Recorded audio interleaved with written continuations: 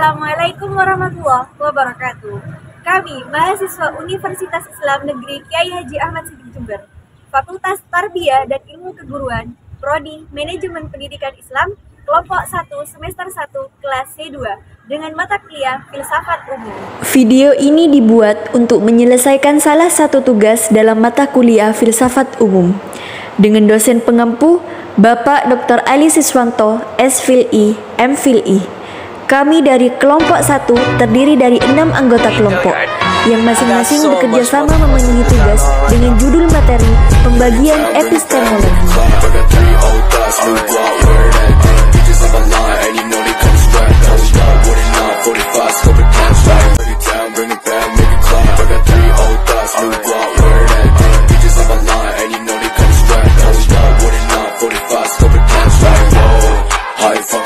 Kami dari kelompok 1 akan mempresentasikan materi dengan judul pembagian epistemologi.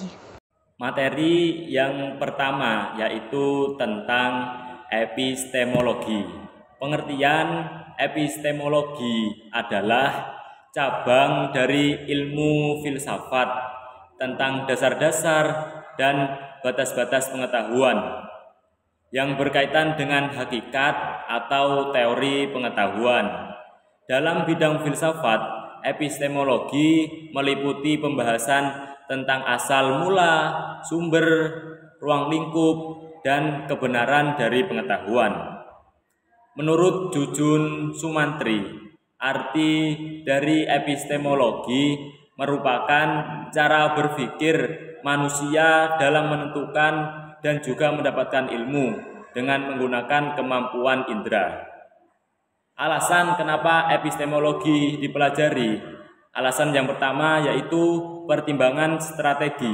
Strategi ini berkenaan dengan bagaimana mengelola kekuasaan atau daya kekuatan yang ada sehingga tujuan dapat tercapai. Yang nomor 2, pertimbangan kebudayaan. Epistemologi ini merupakan salah satu unsur dasar kebudayaan seperti sistem kemasyarakatan, sistem religi, dan sistem bahasa. Alasan yang nomor 3 yaitu pertimbangan pendidikan. Epistemologi ini pada dasarnya sangat berguna untuk dipelajari. Baik, di sini saya akan menjelaskan materi kedua yaitu epistemologi Islam. Dalam pemikiran Islam, epistemologi mencakup 3 struktur, yaitu epistemologi bayani, epistemologi irfani, dan epistemologi burhani. Apa yang dimaksud dengan epistemologi tersebut? Epistemologi bayani adalah epistemologi yang beranggapan bahwa sumber ilmu pengetahuan adalah wahyu atau penalaran dari teks. Epistemologi burhani adalah epistemologi yang berpandangan bahwa sumber ilmu pengetahuan adalah akal. Epistemologi irfani adalah model metodologi berpikir yang didasarkan atas pendekatan dan pengalaman langsung, direct experience atas realitas spiritual keagamaan.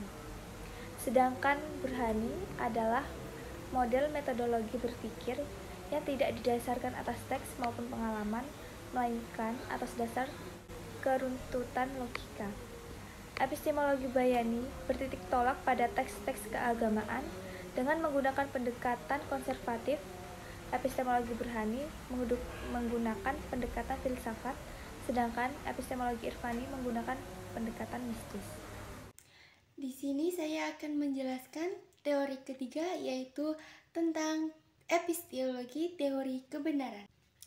Teori kebenaran adalah teori yang berpandangan bahwa pernyataan-pernyataan adalah benar jika berkorespondensi terhadap fakta atau pernyataan yang ada di alam atau objek yang dituju pernyataan tersebut.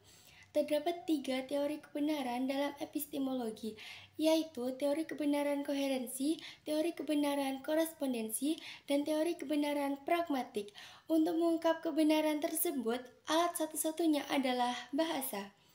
Teori kebenaran koherensi mengatakan bahwa kebenaran itu merupakan suatu proses atau suatu hasil proses atau keadaan yang menunjukkan adanya keadaan yang runtut, yang masuk akal, yang saling berhubungan antara gagasan-gagasan yang dimiliki oleh suatu subjek mengenai suatu objek tertentu. Teori kebenaran korespondensi Correspondence Theory of Truth adalah teori yang berpandangan bahwa pernyataan-pernyataan adalah benar jika berkorespondensi terhadap fakta atau pernyataan yang ada di alam atau objek yang dituju pernyataan tersebut. Teori kebenaran pragmatik mengatakan bahwa kebenaran itu merupakan suatu proses atau keadaan yang menunjukkan bahwa pikiran seseorang mengenai objek tertentu tidaklah bersifat tidak memihak, begitu saja atau tidak bersifat netral, dan bahkan tidak sekedar menunjukkan keruntutan. Epistemologi skeptisisme adalah epistemologi yang mengandaikan bahwa ada pengetahuan dan manusia dapat mengetahui sesuatu. Epistemologi kritis adalah epistemologi yang berangkat dari asumsi, prosedur, dan kesimpulan pemikiran ilmiah sebagaimana kita temukan dalam kehidupan. Secara umum, kritis bertujuan meluruskan pernyataan dengan pemikiran yang ada, sedangkan skeptis cenderung pada meragukan sesuatu pernyataan secara keseluruhan. Skeptis berakar dari pernyataan kebenaran yang relatif, sementara kritis masih memandang sesuatu pernyataan bisa benar atau salah. Materi yang kelima yaitu tentang epistemologi Chomon Sensei.